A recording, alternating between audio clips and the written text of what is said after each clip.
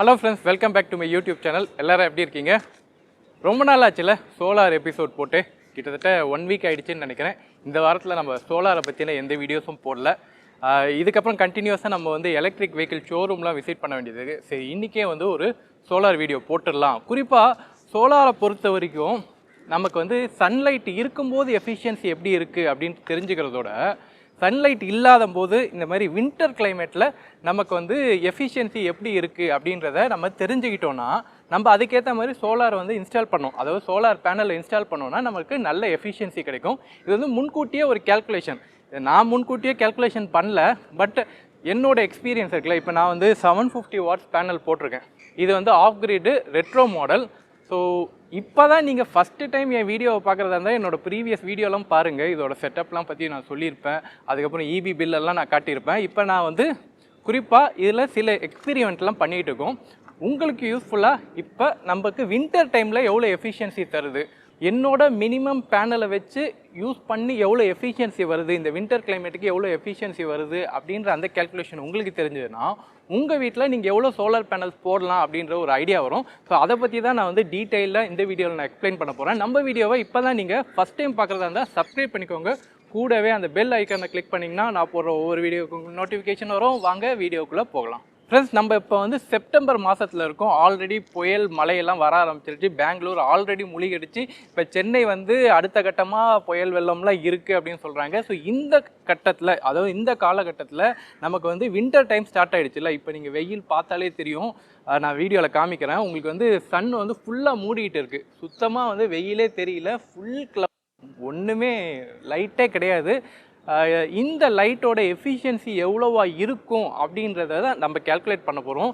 இப்போ வெயில் பார்த்திங்கன்னா இது வந்து ஒரு 10 மணி வெயில். 10 மணி வெயிலே வந்து சுத்தமாக ஒன்றுமே வெயிலே இல்லை.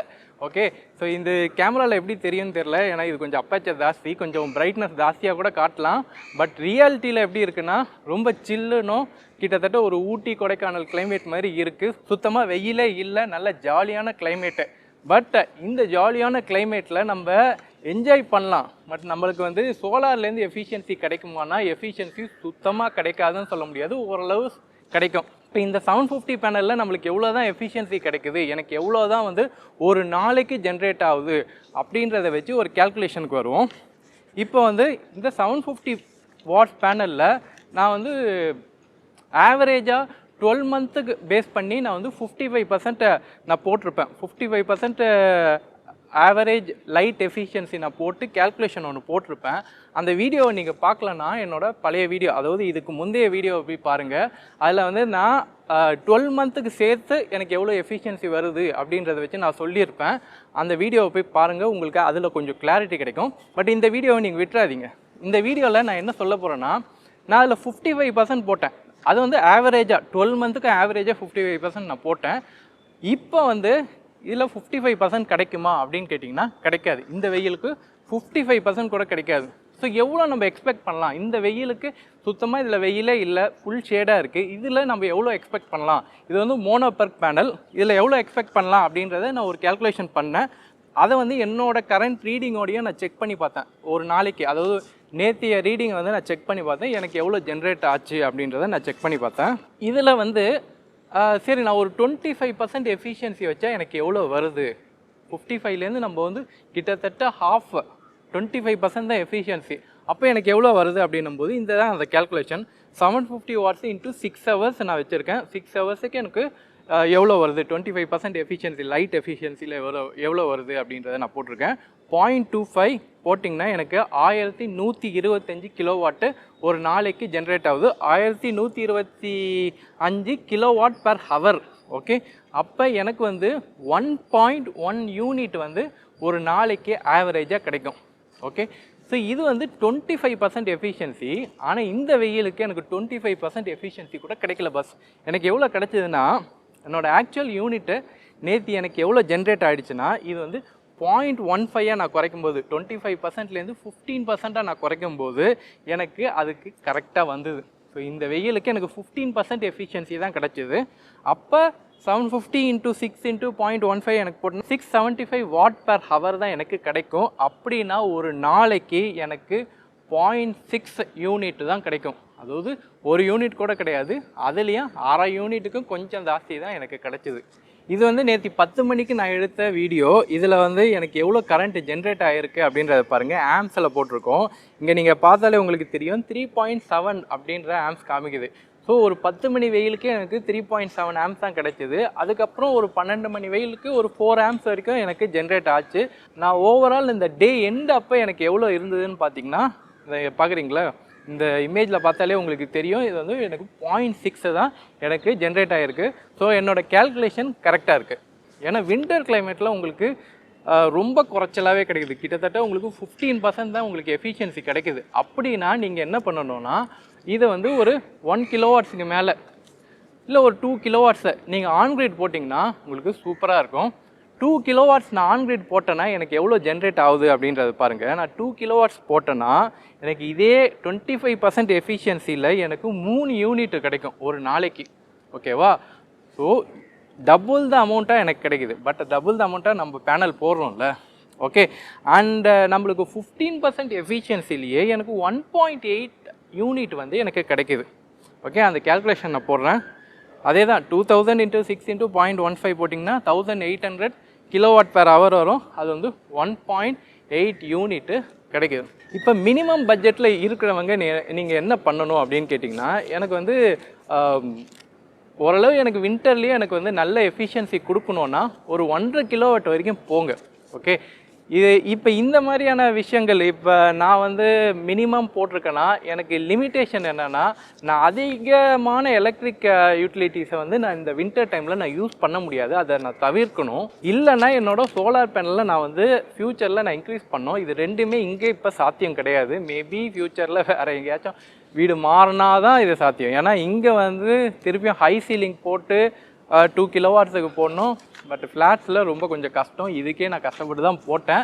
அதனால் உங்கள் வீட்டில் நீங்கள் புதுசாக ஒரு வீடு கட்டியிருக்கீங்க அப்படின்னும்போது உங்களோட இபி பில்லு ஒரு 600-700 யூனிட் இருக்கும் பட்சத்தில் நீங்கள் வந்து ஆன்கிரிட்டில் ஒரு 2 கிலோவாட்ஸ் பேனல் ஆச்சும் போட்டிங்கன்னா உங்களுக்கு வின்டர் டைம்லேயும் வந்து நல்ல எஃபிஷியன்சி வரும். சப்போஸ் நீங்கள் அதை யூஸே பண்ணலனாலும் ஆன்கிரிட்டில் உங்களுக்கு வந்து அந்த யூனிட்டெல்லாம் வந்து உங்கள் ரீடிங்கில் வரவில் வச்சுக்கும். ஸோ நீங்கள் நைட் டைமில் யூஸ் பண்ணும்போது கூட அதை நீங்கள் யூஸ் பண்ணிக்கலாம். இல்லை நீங்கள் எப்போ தேவையோ அதை வந்து இபிலேருந்து நீங்கள் அந்த யூனிட்டை நீங்கள் கழிச்சிக்கலாம். ஓகே, அதை நெட் மீட்டரிங்கை பற்றி நம்ம ஆல்ரெடி டிஸ்கஸ் பண்ணியிருப்போம். போய் பார்க்கலன்னா நெட் மீட்டரிங்கில் எப்படி அதை சார்ஜஸ் பண்ணுறாங்க அப்படின்னு பாருங்கள். ஆன்கிரிடில் ஆஃப்கிரிடை பொறுத்த வரைக்கும் நமக்கு ஸ்டோரேஜ் யூனிட் தேவைப்படும். ஸோ நம்ம மினிமம் நம்ம 12 வோல்ட் சிஸ்டத்துலலாம் பார்த்திங்கன்னா பெருசாக நமக்கு செலவு இருக்காது. ஒரு பேட்ரி தான். அதே நேரத்தில் பெருசாக நம்மளால ஸ்டோரேஜும் பண்ண முடியாது. அப்பப்போ விஷயத்தை வந்து அப்பப்போ ஸ்டோர் பண்ணி நம்ம யூஸ் பண்ணுறது மட்டும்தான் இருக்கும். ஸோ நீங்கள் ஆஃப் கிரிடில் செலவு கம்மி தான், பட் எஃபிஷியன்சி ரொம்ப கம்மியாக இருக்கும். ஓகே, அண்டு நீங்கள் ஆஃப் கிரிடில் போகும்போது ஒரு 2 கிலோவாட் போகும்போது உங்களுக்கு ஆன்கிரிடோட செலவு தான் வரும். ஓகே, அண்டு நீங்கள் சரி பாஸ் நான் ஒரு என்னோடய யூனிட்டை 500 யூனிட்டுக்குள்ளே தான் வருது அப்படின்னா ஓகே, 600 யூனிட் வரைக்கும் நீங்கள் வந்து 1 கிலோவாட் யூஸ் பண்ணலாம். நீங்கள் 600 யூனிட்டுக்கு மேலே நீங்கள் யூஸ் பண்ணுறீங்க அப்படின்ற பட்சத்தில் கண்டிப்பாக நீங்கள் ஒரு 2 கிலோவாட்டுக்கு மேலே இருக்கிற ஆன்கிரிட் சிஸ்டம் போனீங்கன்னா சூப்பராக இருக்கும்.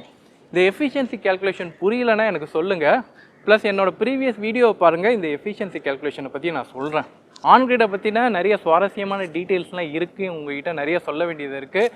எஃபிஷியன்சி இதோட முடியறதில்ல, இன்னும் ஒஸ்ட் கேஸ் சினாரியோலாம் இருக்குது. இப்போ நல்ல மழை பெய்யுது அப்படின்ற பட்சத்தில் நமக்கு வந்து இன்னுமே வந்து ரொம்ப குறையும். அப்போ வந்து 0.1 0.2 தான் ஜென்ரேட் ஆகும். ஸோ முழுக்க சோலாரை பொறுத்த வரைக்கும் நமக்கு சூரிய ஒளின்றது ரொம்ப முக்கியம்.